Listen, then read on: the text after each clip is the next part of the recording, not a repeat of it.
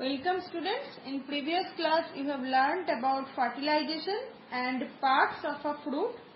You know a fruit is the ripened ovary. A fruit contains two parts, a pericarp or fruit wall and the seeds. Today we shall learn about seeds. The seed. The ovules after fertilization develop into seeds. Hence, a seed is defined as a fertilized ovule. Now, types of seeds. There are two types of seeds. These are dicotyledonous seeds and monocotyledonous seeds. See here, some seeds like those of pea and bean, when opened, show two thick parts or seed leaves known as cotyledons. The seeds with two cotyledons are called dicotyledonous. Di means two. Some seeds have only one seed leaf, as in maize.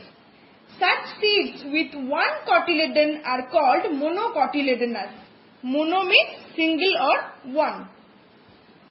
Now, structure of a seed. Let us take two examples. Bean from dicotyledonous and maize from monocotyledonous seeds. First, the bean seed, dicot seed. See, bean seed. The bean seed is protected by a thin greenish outermost covering called the seed coat. It protects the seed from insects and bacteria as well as from mechanical injury. The seed coat is made up of two parts. The outer exposed part is called the testa and the inner part is called the tegmen. It is a thin membrane which lies under the testa. Here you see testa or seed coat. Here testa or seed coat. Here tegmen. On the inner concave side of the seed, there is a scar called hilum which marks the place where the seed was attached to the fruit wall. Here, hilum. Above the hilum is a small pore called micropyle. Here, micropyle, hilum, micropyle. The micropyle absorbs and allows the entry of as much water as is required for germination. On removing the testa and the tegmen from a soaked bean seed, you will find that the seed is made up of two fleshy seed leaves called the cotyledons. They contain stored food material which is used by the seedling for growth. What we eat as worst pulses like the pea or gram are actually the cotyledons of their seeds. Here you see cotyledon. In between the two cotyledons is located the delicate embryo which consists of a radicle and a plumule. The radicle develops into a root while the plumule develops into a shoot. You see here radicle. Here plumule, here micropyle, radicle, plumule. You have seen the structure, parts of a germinating bean seed. Parts of a germinating bean seed. Here you see cotyledon, plumule, radicle, embryo. Now, the maize grain, monocot seed. The maize grain has only one cotyledon, hence it is said to be monocotyledonous. Cut open a soaked maize grain through the middle and study its one half as shown in figure. You see the figure, see the picture. The maize grain is almost triangular in shape. Here, the lower narrow end of the grain is yellowish white in color, whereas the upper broad part is dark yellow in color. The seed coat of the maize grain is fused with the pericarp or fruit wall.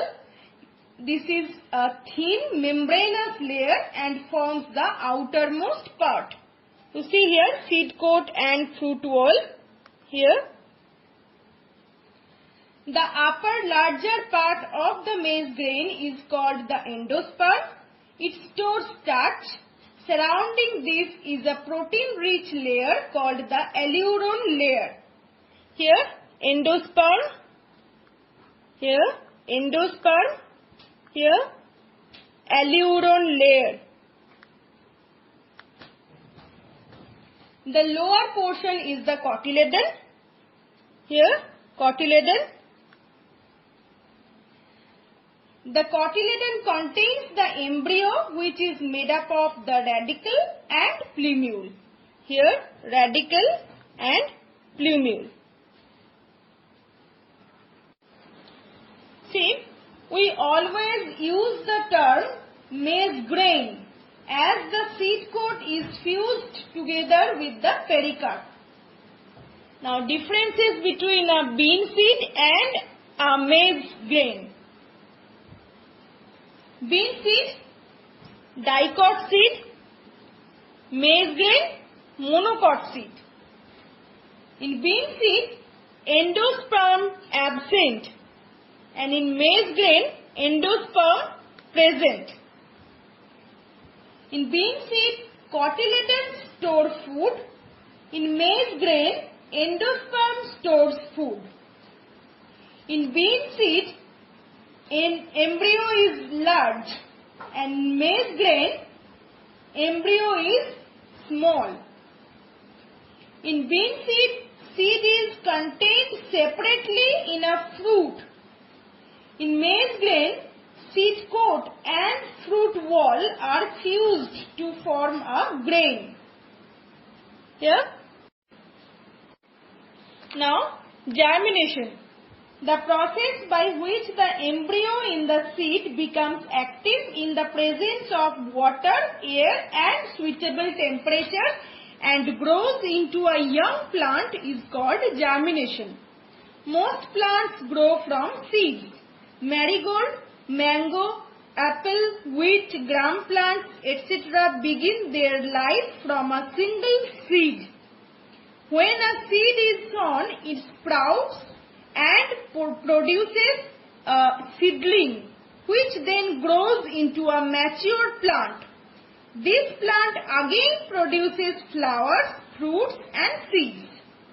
Some plants like wheat and marigold produce seeds only once in a year and die out, while others continue to produce seeds for many years, such as mango, apple, etc.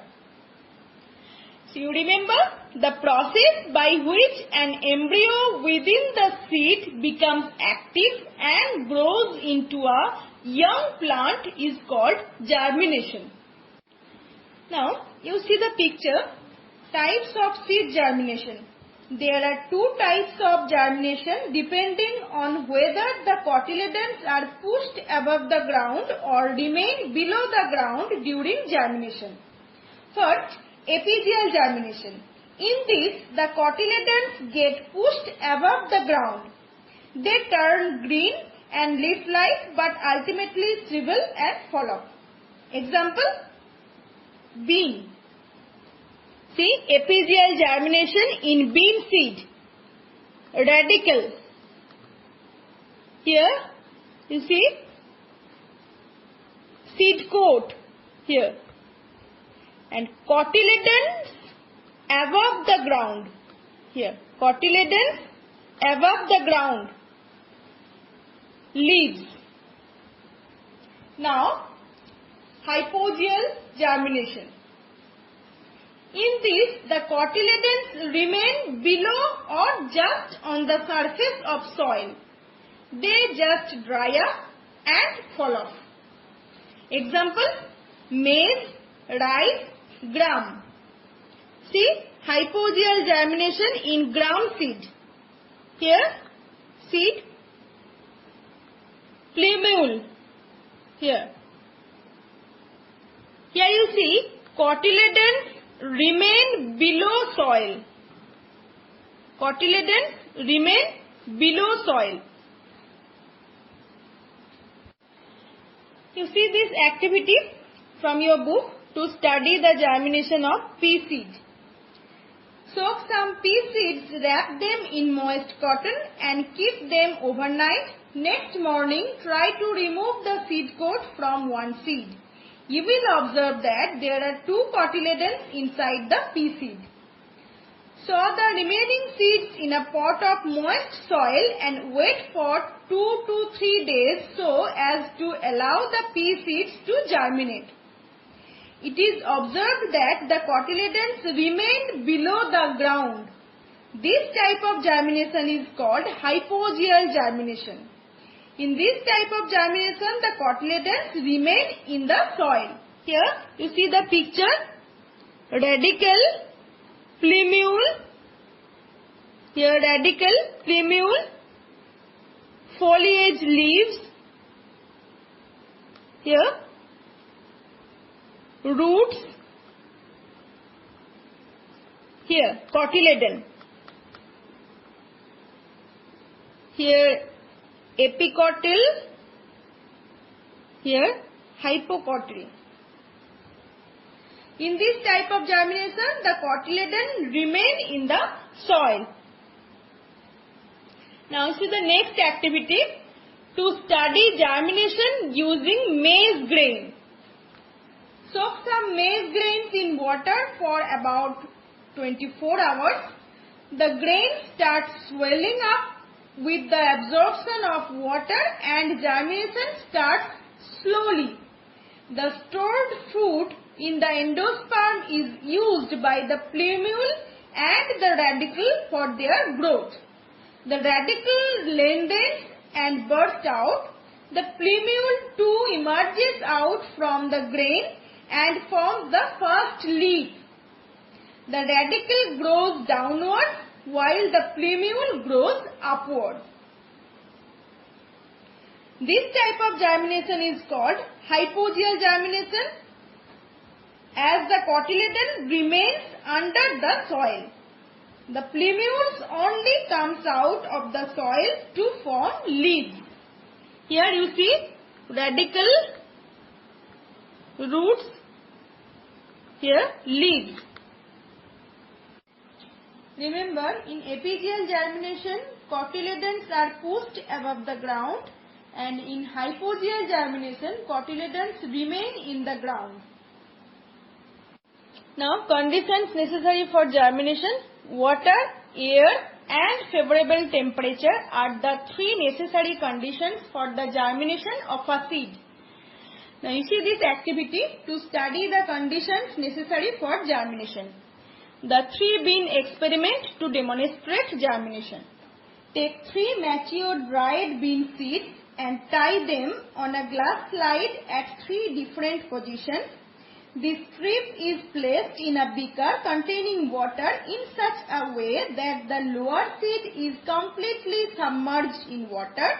The middle seed is partially submerged inside the water, and the top seed is kept above the water level, that is in air only. See the picture. This setup is left in a warm place for few days.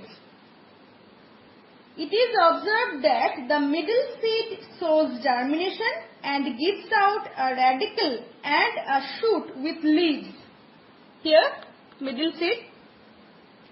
The top seed shows no growth and the bottom one shows negligible growth. Here,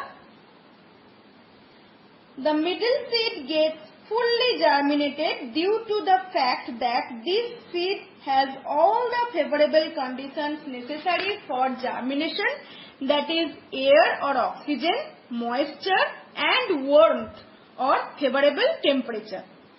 The seed above the water receives no moisture, hence does not germinate. The seed immersed in water receives too much moisture and very little oxygen, hence it also fails to germinate. Immerse means dip are submerged in a liquid. We observed from the activity that all living things require water to carry out their life processes. Most chemical reactions occur in water. Seeds, like any other living things, also need water during germination. Seeds also need air, similar to most of the other living things, for respiration. The oxygen present in the air is used to oxidize the stored food and thus release energy. This energy is required for the growth of the embryo.